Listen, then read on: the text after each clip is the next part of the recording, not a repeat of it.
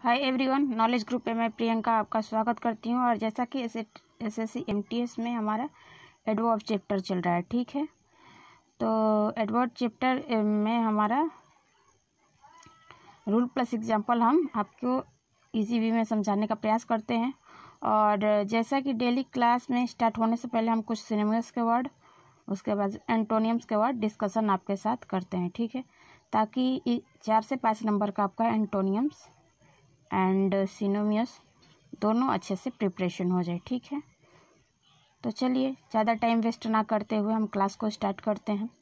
सबसे पहला वर्ड है हमारा वर्ड एरोगेट। एरोगेट मतलब होता है अहंकारी या हठी, ठीक है। जब इसका सिनोनिम्स यानी पर्यायवाची शब्द हम बनाएंगे तो बनेगा कॉन्सिटेट, हगली। अगला वर्ड है कंटेम्प्यूअस एंड प्राउड, ठीक। दूसरा वर्ड है आर्टिफिकल। आर्टिफिकल का मतलब होता है कृत्रिम या बनावटी। जब हम इसका सिनोनिम्स बनाएंगे तो बनेगा हमारा मैन मेड, ओग्यूस, सिंथेसिस और अननेचुरल, ठीक है। तीसरा वर्ड है हमारा असेंड। असेंड का मतलब है ऊपर जाना या चढ़ना, ठीक है। जब हम इसका सिनोनिम्स यानी पर्यायवाची बनाएंगे तो बनेगा mount, move up, go up और क्लिम, ठीक है। तो ये थे कुछ सिनोनिम्स का वर्ड जिसको हम आपके साथ डिस्कशन किए, आपको बहुत पसंद आया होगा। अब आइए बात कर लेते हैं एंटोनियम्स यानी विलोम शब्द, ठीक है। पहला वर्ड है बियर। बियर का मतलब होता है भार सहना। जब हम इसका एंटोनियम्स यानी विलोम शब्द बनाएंगे तो होगा एबडॉन और दूसरा होगा गिव अप, ठीक है। दूसरा वर्ड है बियरेबल। बियरेबल का मतलब होता है सहने योग्य, ठीक है। जब हम इसका एंटोनियम्स यानी विलोम शब्द बनाएंगे तो बनेगा अनबियरेबल, इंटोलेरेबल और इन्फ्यूरेबल, ठीक है। तीसरा वर्ड है बीटेन। बीटेन का मतलब होता है पराजित करना, ठीक है। जब हम इसका विलोम बनाएंगे तो बनेगा विक्टोरियस एंड सक्सेसफुल, ठीक है। तो ये थे कुछ वर्ड जो क्लास स्टार्ट होने से पहले हम आपके साथ डिस्कशन करते हैं। आई होप कि आपको ये बहुत पसंद आए। अगर पसंद आए तो एक लाइक तो बनता ही है। तो चलिए एडवर्ब चैप्टर हम स्टार्ट करें उससे पहले आप हमारे चैनल को लाइक, शेयर और चैनल को सब्सक्राइब कीजिएगा। कमेंट कीजिएगा कि आपको ये क्लास कैसी लगी, ठीक है। और इसी तरह का लेटेस्ट वीडियो पाने के लिए आप हमारे नॉलेज ग्रुप प्रियंका के साथ जुड़िए, ठीक है। जो भी तैयारी से रिलेटेड सिलेबस आएगा उसके अकॉर्डिंग प्रिपरेशन हम इंग्लिश में करवाएंगे, चाहे किसी भी एग्ज़ाम में से रिलेटेड हो, ठीक है। तो चलिए बात कर लेते हैं एडवर्ब पे, ठीक है। एडवर्ब चैप्टर आज डिस्कशन कर लेते हैं। तो आज हम बात करेंगे कंडीशनल सेंटेंस में फर्स्ट, सेकंड और थर्ड का यूज कैसे सेंटेंस में होता है, ठीक है। तो रूल नंबर पहला है कि टाइप 1 वाले कंडीशनल वाले वाक्य में काम का होने का संभावना बहुत ज़्यादा होता है, ठीक है। इसका सेंटेंस स्ट्रक्चर होता है आपका कि if plus subject plus verb का फर्स्ट फॉर्म आप सेंटेंस में यूज करेंगे, या subject plus will plus verb के फर्स्ट फॉर्म, ठीक है। आइए सेंटेंस के अकॉर्डिंग आप अच्छे से समझेंगे। पहला एग्जांपल है कि इफ़ ही हेल्प्स मी, काश वो मुझे मदद करता, I will give his money, और मुझे थोड़ा पैसे देकर, ठीक है। दूसरा एग्जांपल है कि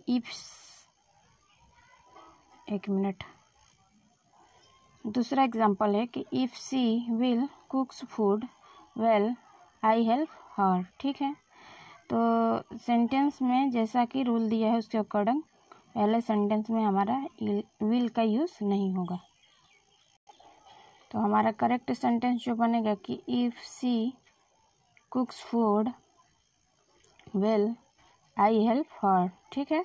तीसरा एग्जांपल देखिए। तीसरा एग्जांपल है कि if you read you would pass, यदि तुम पढ़ोगे तो पास हो जाओगे, ठीक है। तो बताइए इस सेंटेंस में कहाँ पे एरर है? तीसरे में। तो तीसरे में जो एरर है वुड के जगह यू विल का यूज होगा, क्योंकि जैसा कि हमारा सेंटेंस स्ट्रक्चर है उसके अकॉर्डिंग। तो हमारा करेक्ट सेंटेंस बनेगा कि if you read you will pass. ठीक है, चौथा एग्जाम्पल देखिए कि if she goes there I will meet her. ठीक है, तो ये थे रूल प्लस एग्जाम्पल। ठीक है, अब आइए इसमें जान लेते हैं और कुछ नियम। अब बात कर लेते हैं नोट कि इफ़ वाले सेंटेंस को बाद में भी रखा जा सकता है। जैसे एग्जाम्पल है कि if she goes there I will meet her. ठीक है, तो देखिए दूसरे एग्जाम्पल में कैसे बना है कि आई विल मीट हर पहले आ गया है, उसके बाद इफ़ सी गोज देयर। ठीक है, कोई वो नहीं है। ठीक है, सेंटेंस इधर से उधर भी चेंजेस हो जाएंगे। ठीक है, तीसरा एग्जाम्पल देखिए कि my father will give me A cycle. मेरे पिताजी मुझे एक साइकिल देंगे if I pass the exam, यदि मैं एग्ज़ाम पास कर देता हूँ। ठीक है, टाइप 2 देखिए, टाइप दूसरा लो। तो टाइप 2 वाले कंडीशन वाक्य में काम संभव तो होता है लेकिन काम की संभावना कम होती है। ठीक है, इसका सेंटेंस स्ट्रक्चर होता है आपका कि if plus subject plus verb के सेकेंड फॉर्म का यूज़ करते हैं, उसके बाद से दूसरे सेंटेंस में subject plus would plus verb के फर्स्ट फॉर्म का यूज़ करते हैं। ठीक है, आइए एग्जाम्पल के अकॉर्डिंग समझते हैं। एग्जाम्पल है कि इफ़ आई गॉट मनी। ठीक है, दूसरा आई वुड बट इट। ठीक, दूसरा एग्जाम्पल देख लीजिए कि if I found his address I would invited him. तीसरा एग्जाम्पल देख लीजिए जो एरर से रिलेटेड हो। ऐसे ही एग्ज़ाम में आपके क्वेश्चंस आते हैं, जैसे if I went there I should help me no error. बताइए इस सेंटेंस में एरर कौन से में, पहले में, दूसरे में, तीसरे, या नो एरर सेंटेंस है? तो इसमें एरर दूसरे में है। शुड के जगह आपका यूज़ जो होगा वुड का यूज़ होगा। किसका? तो वुड का।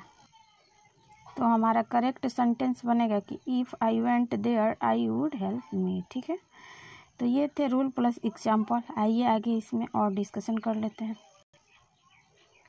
अब टाइप नंबर 3 की बात कर लेते हैं कि टाइप 3 वाले कंडीशन वाक्य में काम का होने की संभावना बिल्कुल नहीं होता, क्योंकि ये पास्ट की घटना है। ठीक है, तो इसका सेंटेंस स्ट्रक्चर आपका होता है कि if plus subject plus had plus verb के थर्ड फॉर्म, या subject plus would plus have, would have plus verb का थर्ड फॉर्म का सेंटेंस में यूज़ करते हैं। जैसे एग्जाम्पल नंबर फर्स्ट है कि if I had seen him I would have beaten him. तो इसका यह अर्थ होता कि यदि मैं उसे देख लिया होता तो मैं उसे पीट दिया होता। ठीक है, दूसरा एग्जाम्पल देखिए कि if he help me I would have given him my a car no error. तो एक्चुअली यहाँ पे फर्स्ट में एरर है, हेल्प की जगह हेल्प्ड का यूज़ होगा। किसका होगा?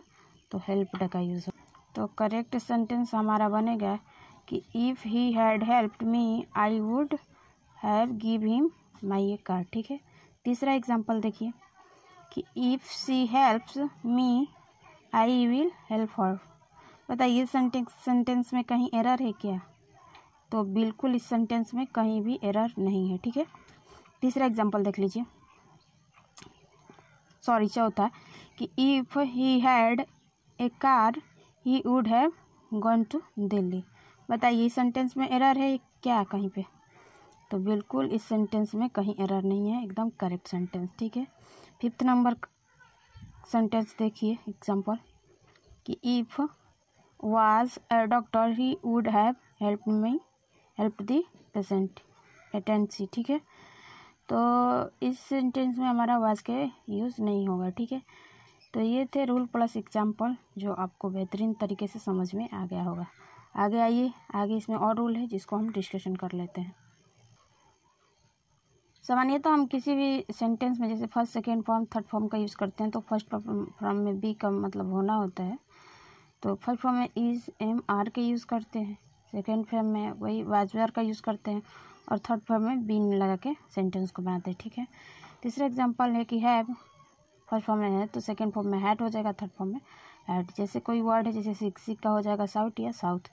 अब आगे रूल है कि टाइप 3 वाले कंडीशन वाक्यों में से यदि इफ़ हटा दिया जाए तो हेल्पिंग वर्ब अर्थात हैड सब्जेक्ट के पहले आ जाता है। जैसे एग्जाम्पल है कि had he helped me I would have given him my car. ठीक है, तो जैसे कि सेंटेंस में बताया उसके अकॉर्डिंग हमारा एग्जाम्पल है। ठीक है, आपको अच्छे समझ में आ गया। दूसरा एग्जाम्पल देखिए कि had I gone I would have seen that. ठीक, तीसरा एग्जाम्पल देख लीजिए had he played he would have on the match. ठीक है, तो ये थे कंडीशन से रिलेटेड सेंटेंस जिसका हम डिस्कशन आपके साथ किए एडवर्ब में। और इस तरह हमारा क्लास आज एंड एडवर्ब जो है एडवर्ब का क्लास ख़त्म होता है। अब आप बचते हैं कुछ क्वेश्चन प्रैक्टिस जिसका डिस्कशन हम आपके साथ करेंगे। ठीक है, आई होप कि ये क्लास आपको बहुत पसंद आए। अगर पसंद आए तो लाइक तो बनता है, लाइक शेयर और चैनल को सब्सक्राइब ज़रूर कीजिएगा। अगर इसी तरह का लेटेस्ट वीडियो आपको चाहिए तो आप हमारे चैनल के साथ बने रहिए, सब्सक्राइब कीजिए और इसी तरह का लेटेस्ट वीडियो आपको मिलते रहेंगे। ठीक है, फिर मिलते हैं नेक्स्ट वीडियो के साथ। तब तक के लिए thank you and take care.